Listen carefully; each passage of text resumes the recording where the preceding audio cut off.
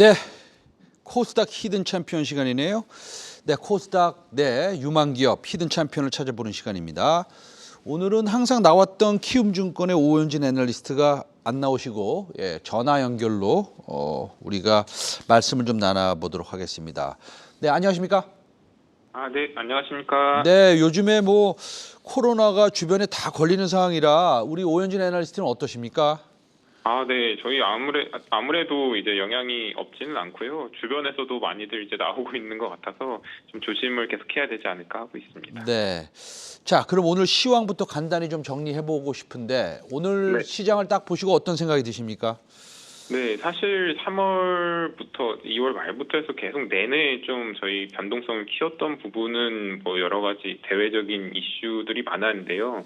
인플레에 대한 우려, 그리고 결국 우크라이나 사태에 대한 어떤 지정학적 리스크가 상당히 발목을 잡았던 부분이 있어요. 근데 오늘 우리나라 증시도 그렇고 저번 주에 이제 미국 증시도 뭐 강세를 보인 거에서 유추를 해볼 수 있듯이 일단은 우크라이나 사태, 가장 영향이 컸던 우크라이나 사태 같은 경우는 아직까진 극적인 뭐 이렇게 반전이 나타나고 있지는 않아도 이러한 시장의 강세를 유추해 보면은 일단은 시장은 해당 사태를 어느 정도 좀 상수로 인식하고 있는 걸로 보여지고 있고요.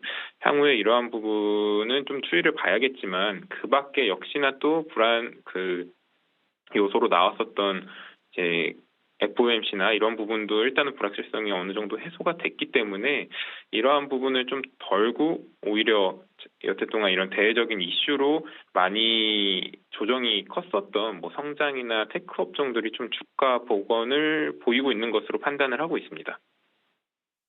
네. 저번 2주 전인가요? 말씀하신 종목 하나 있어요. 그거 네. 먼저 여쭤볼게요. 서부 T&D라고 있습니다.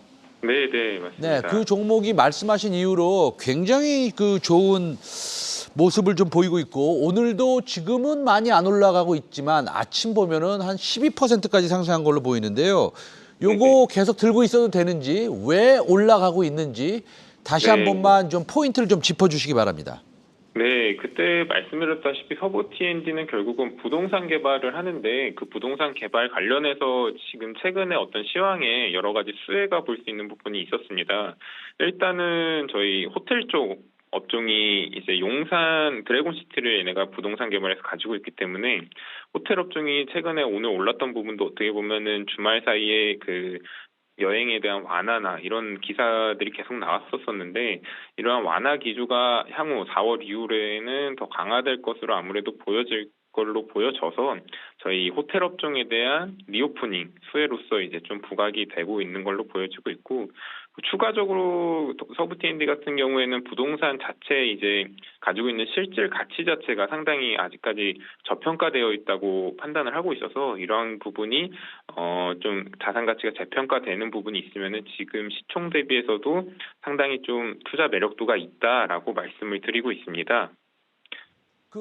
윤석열 당선인이 용산으로 집무실을 옮긴다는 그 뉴스가 나오자마자 조금 이렇게 뭐라 그럴까요? 반짝 튀는 것 같은데 그런 이유도 있겠죠? 네, 뭐 사실 그거 관련해서 저희가 직접적으로 지금 그 기업의 어떤 가치 측면에서 어느 정도 플러스가 된다라고 말씀드리기에는 상당히 조심스럽지만 아무래도 관련해서 좀 그런 기대감까지도 주가에는 일부 최근 반영이 되고 있지 않나라고 보고 있습니다. 네, 오늘 소개하실 종목도 서부 T&D처럼 아주 좋은 모습을 향후 2주 동안 좀 보였으면 하는 마음으로 제가 한번 또 여쭤보겠습니다. 오늘은 어떤 종목을 소개하시겠습니까? 네, 오늘 두 종목을 소개해 드릴 텐데 한 종목 먼저 말씀드리면 파인테크닉스라는 종목입니다. 파인테크닉스요? 네네네. 네, 파인테크닉스는 폴더블 관련 종목이죠? 네네네, 맞습니다. 네, 어떤 실적 부분이나 뭐 이런 모멘텀 부분, 어떤 것들이 있습니까? 일단 폴더블 관련해서 수혜를 볼 수 있다는 점은 기존에도 제가 뭐 방송 통해서도 말씀을 드렸지만 제가 저번 주에 이제 그 보고서 통해서 좀 소개드린 내용은 올해 결국은 최고 실적을 역사상 사상 최대의 실적을 달성할 것으로 보여지고 있고요. 그에 따른 이제 레벨업이 좀 주가 측면에서도 좀 필요하다라는 취지로 말씀을 드리고 있습니다. 네, 사실 파인테크닉스가 사상 최대 실적을 올해 달성할 네. 수 있을 것 같다라고 말씀하셨는데 네. 어떤 이유로 그렇게 실적을 추정을 하시게 된 배경은 어디에 있습니까? 네, 일단 결국 가장 주요한 포인트는 폴더블 폰 성장입니다. 근데 폴더블 폰 같은 경우에 말씀을 드리면은 저희 뭐 작년에 폴더 3가 이제 흥행에 성공하면서 확실히 좀 성장세가 주목을 받게 되긴 했는데 올해 같은 경우에는 일단 저희 삼성 쪽 향의 폴더블 폰이 폴드랑 플립 합산이긴 하지만 올해는 이제 연간 판매량이 1,000만 대를 처음으로 넘어설 것으로 예측이 되는 만큼 관련해서 상당히 좀 유의미한 판매량이라 볼 수 있고 이에 따라서 관련된 부품주들의 수혜도 작년 대비 훨씬 더 좀 커질 수 있다라고 말씀을 드리고 있습니다. 더군다나 파인테크닉스 같은 경우에는 내장인지라고 일컬어지는 폴더블 폰의 이제 핵심 부품을 상당히 시장 내 선도적인 위치에서 납품을 하고 있기 때문에 관련된 성장이 결국은 실적 성장을 이끌 것으로 보여지고 있는데요. 한 가지 더 말씀을 드리면은 물론 삼성에 대한 판매량도 늘어나지만 올해 또 주목받을 수 있는 거는 중국 업체를 위시로 한 이제 글로벌 업체들의 진입이 본격화되는 부분인데 물론 작년에도 뭐 신제품 중국 업체들이 여러 이제 폴더블 신제품을 출시는 했지만 물량 자체가 유의미하다고 보긴 힘들었거든요. 근데 이제 삼성의 1, 2년 전의 모습을 이제 중국이 보일 것을 감안을 하면은 올해부터는 중국 쪽을 위시한 이제 글로벌 업체들의 물량도 좀 유의미할 것으로 보여지고 있고요.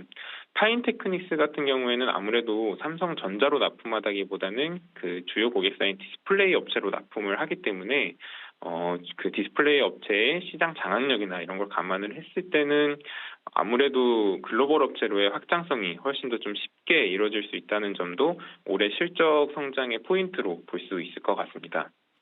네, 향후에 그러면 뭐 애플 향으로 납품할 가능성은 뭐 없는 건가요? 사실 그 부분은 아직은 뭐 부품 업체단의 애플의 진출이 뭐 점쳐지고 있기에는 좀 시기상조로 보고 있어서 아직까지 말씀드리긴 힘들겠지만 충분히 지금 아무래도 고객사 자체가 국내 주요 디스플레이 업체다 보니까 충분히 좀 확장 가능성은 열려 있다. 다만 시기 자체가 뭐 23년이나 24년 뭐 당장 닥쳤다기보다는 그 이후로 점쳐지고 있기 때문에 조금 더 이제 추세는 봐야 된다라고 판단을 하고 있습니다. 네, 잘 알겠습니다. 다음 종목 또 말씀해 주시죠. 어떤 종목이 있습니까? 네, 다음으로 말씀드릴 종목은 파크 시스템즈라는 종목입니다. 이 파크 시스템즈는 사실 앞서서 저희가 뭐 여러 눌려있던 성장주나 기술주 위주로 좀 보자고 말씀을 드려서 이번에 관련돼서 좀 말씀을 드리고 있는데 파크 시스템즈는 일단 원자 현미경 AFM이라는 원자 현미경 전문 업체입니다. 이게 왜 이제 성장이나 기술주로 묶이냐라고 보면은 기존의 원자현미경 같은 경우에는 이제 아무래도 원자현미경보다는 배수가 좀 낮은 전자현미경이 좀 시장이 대세였는데 그것보다 나노 수준까지 계측이 가능하고 이러다 보니까 연구용으로도 상당히 많이 쓰였었어요. 그러다가 최근에 이제 반도체 공정이 미세화가 진행되고 하면서 이 반도체 산업을 위시로 한 이 산업용 수요가 빠르게 증가를 했는데 거기에 이제 선도적으로 제품을 납품하고 있는 게 파크 시스템즈라고 보시면 될 것 같아요. 그래서 지금 같은 경우에는 아무래도 원자현미경이 전자현미경을 대체해가는 이제 시장 형성 단계이다 보니까 시장 자체는 작지만 성장률이 상당히 가파르고요.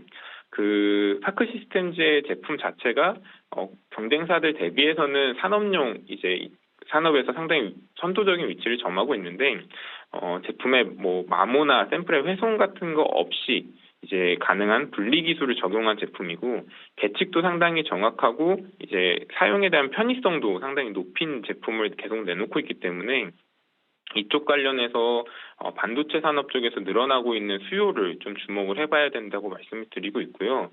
그러다 보니까 사실 글로벌 파운더리나 IDM 같은 업체를 고객사로 두고 있어서 올해 같은 경우에는 이런 고객사 다변화 측면을 계속 좀 주목을 해볼 수 있을 것 같습니다.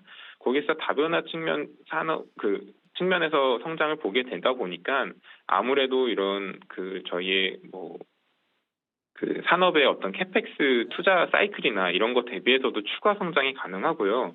더군다나 올해 같은 경우에는 신제품 출시도 좀 주목을 받고 있어서 관련해서 좀 어플리케이션 확대까지도 노릴 수 있다.